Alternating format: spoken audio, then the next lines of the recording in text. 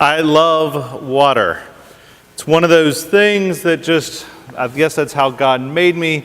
There has rarely, if ever, been a water sport that I was not willing to try or get very involved in one way or another.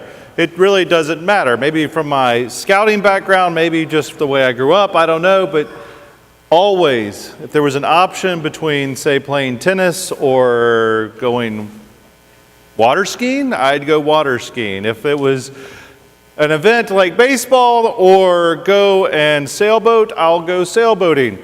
It really never mattered. I always wanted to be in the water. Swim team, wakeboarding, anything, everything. Loved it. Can never get enough of it. Have to be in it. And maybe it was also the fact that I was born in the South where it's miserably hot and that's the best option. I'm not really sure which it is, but I'm always in the water.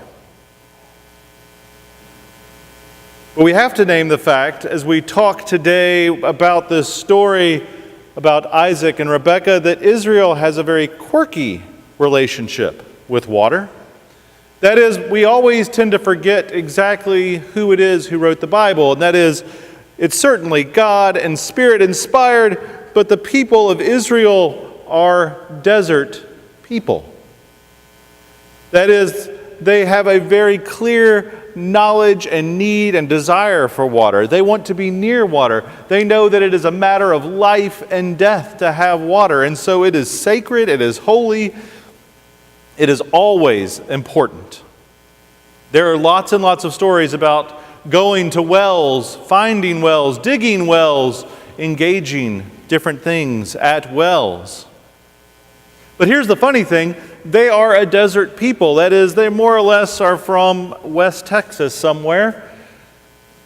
There's not a lot of big water around them. Not big open spaces of water, not something like, say, the Mediterranean Sea or even the Sea of Galilee. They really don't know what to do as desert people with big bodies of water. So on the one hand, they absolutely talk reverentially of water. And then they also talk fearfully of water. They are afraid. It is the very symbol of chaos to see a giant body of water. It is over the waters that the Spirit of God is first seen in creation, that utter chaos, and it's called waste and void that God then draws creation out of. It is God who has to save Israel over and over again through water, pulling them out of problem after problem, and it's always when they're with big water. They have to cross the Red Sea, there's a flood, they have to get in a boat. There's all kinds of problems when the water gets above, say, a little bit of a trickle. Israel doesn't know what to do, and they sort of freak out.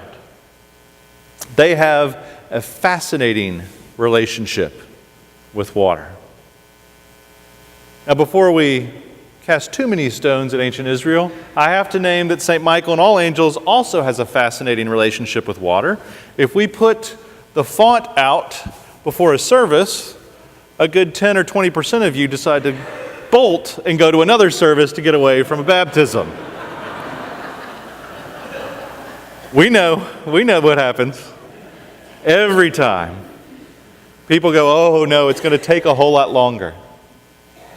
They're not wrong. But the fascinating thing is what we're all missing when we don't engage baptism, when we don't hear it completely. And part of it is caught up in the story today of Isaac finding a wife, Rebekah.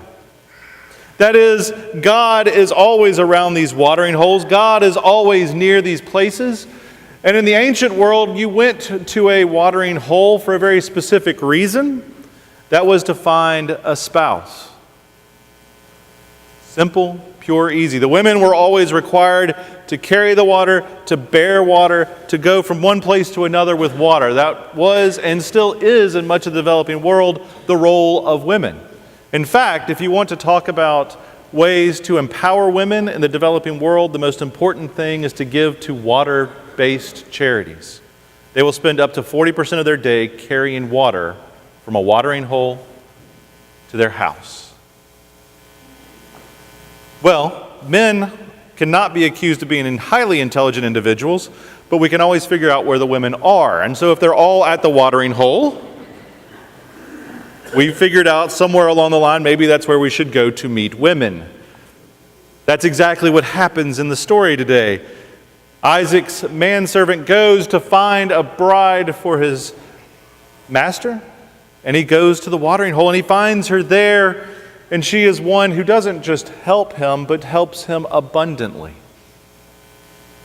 This is what shows up again with Moses and his wife Zipporah. It shows up again with Jesus and the woman at the well, the Samaritan woman. Over and over again, you see these moments of meeting at the well, of engagement at the well. What you really find over and over again is God's presence at the well, God moving through water to have a deeper relationship. That's what we're going to do in just a few minutes with these two beautiful kids who are doing great. Well done, you two. Everybody's happy for now. Oh, hi. Good to see you. Waving to me. Yeah. I'll talk right to you. You're the only person that matters, right? We're here for you. We're going to baptize these children into this community, into this life of God, and not just one or the other, but both.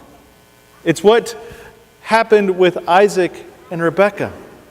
They dedicated their lives to each other. They found someone they could love and care for and met together at the well.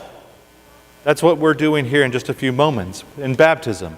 We will baptize them into the household of God, into a lifelong relationship, hopefully with this church, but equally with God.